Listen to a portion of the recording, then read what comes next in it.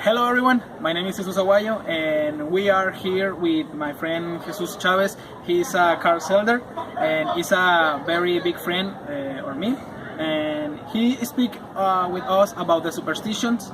Jesús, how are you? Fine. I'm fine. Okay, very good. Do you know what a superstition is? I believe that it is a belief that has no rational basis and that is to attribute magical or supernatural characters to certain events or to think that certain facts provide good or bad luck. Alright, very good. And do you know anyone of this? Of course, I know the one about breaking a mirror. About breaking a mirror, really? I know that, yes. What is the superstition about? It is said that breaking a mirror gives 7 years of bad luck. 7 years of bad luck is a very bad luck in the life, but where does if belief come from?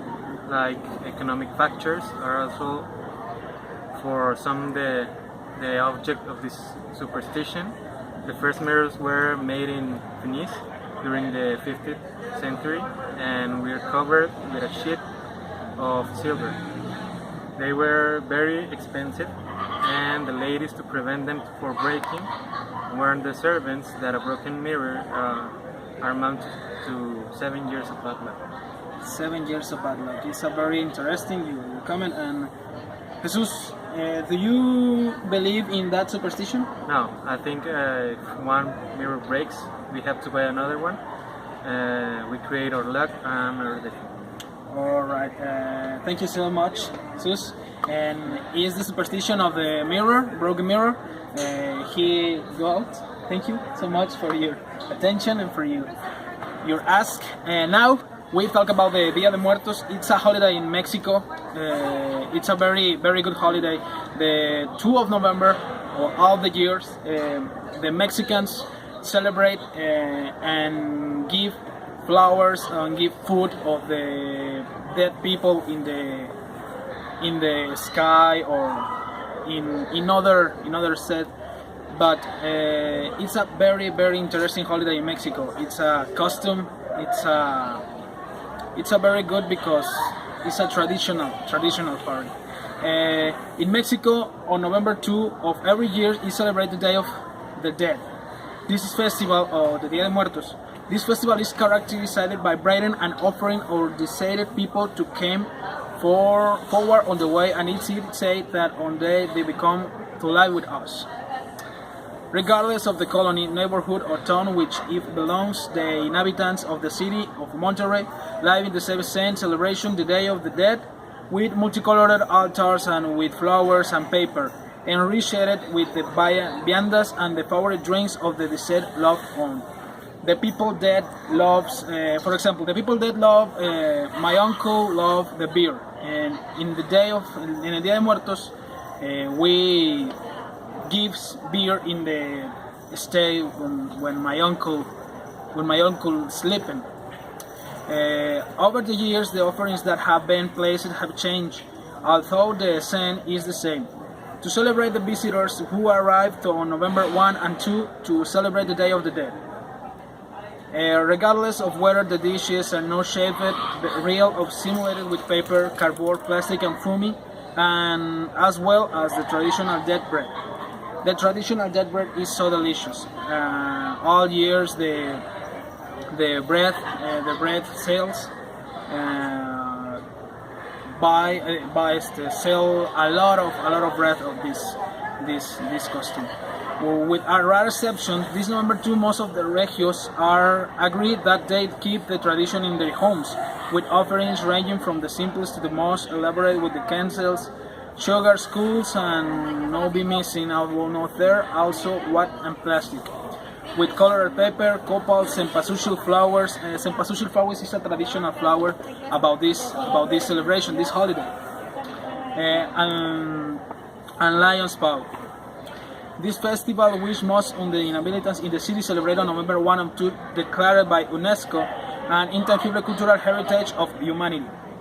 It's also accompanied with a visit to the cemetery to decorate the tombs with flowers, and it's access to tourism with crew of mariachi or triplets. regardless of the weight in the great gladiolas of buckets of cemeteries, lion paw and claw. Members of the family Romero Vasquez, like many visitors, I have one member of the family Romero Vasquez. Excuse me, escape. Come on. This is a member of the family Romero Vasquez. They, like many visitors, also carry buckets with water, soap, broom, and brush to clean the wet railing. He's resident in Civil Pantheon of Dolores.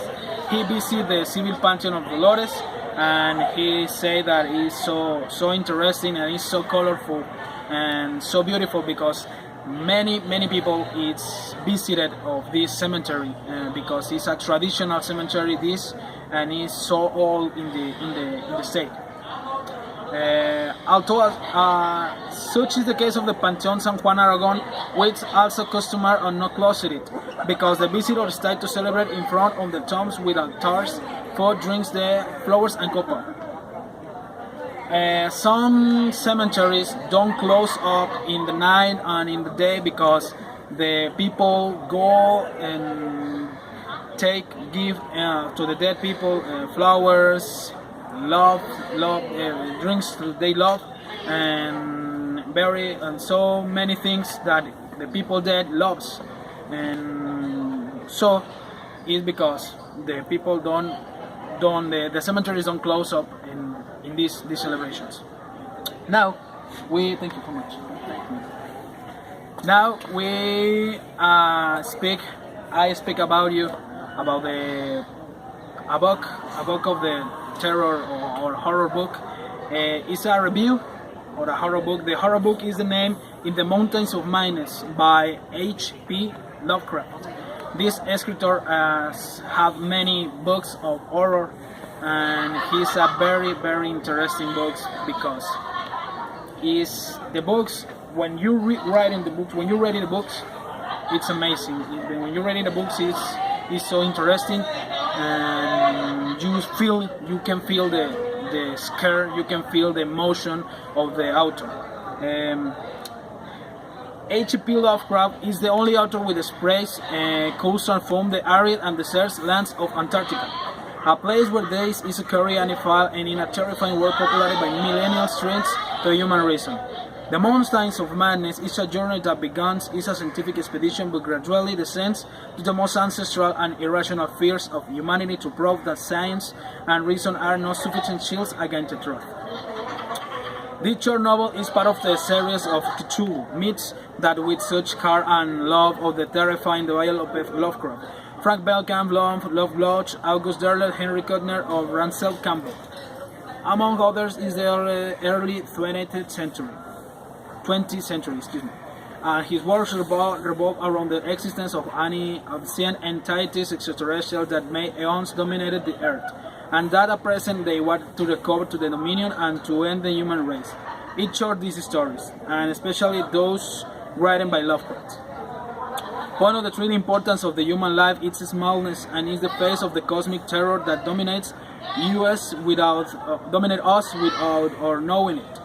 I know that think I have to emphasize how pessimistic and lovely Lovecraft is a small of the comic terror and dominates the Cthulhu on high history. In the Mountains of Madness is no exception with the production of the Master of Providence. Lovecraft present USB account a true report on an expedition of the Antarctic of several members of the University of Mistaconic that concluded of a very dark form. The whole narrative is a truthful and multitude of scientific data about the South Pole, its geography and geology, and its west data latitudes and longitudes, distance, etc., with which Lovecraft manages to move quick realistic to the most point of the world. In the world, something that deserves to be emphasized central in the life its author daily left is native providence and the fathers that arrives without New York.